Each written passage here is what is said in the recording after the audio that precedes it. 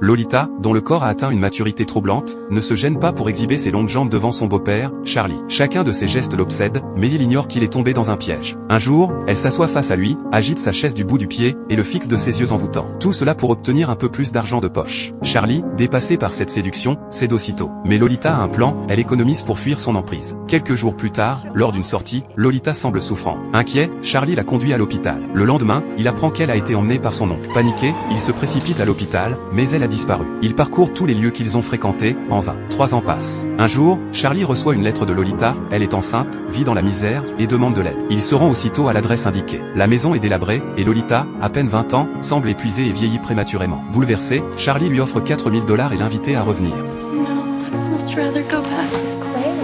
Elle refuse. Alors qu'il s'apprête à partir, Charlie est submergé par les souvenirs. Il revoit la Lolita joyeuse et insouciante d'autrefois. Dans un éclair de lucidité, il comprend qu'il doit la laisser vivre sa vie. Il réalise que son bonheur réside dans le sien, même loin de lui. Le film se clôt sur cette acceptation douloureuse mais libératrice.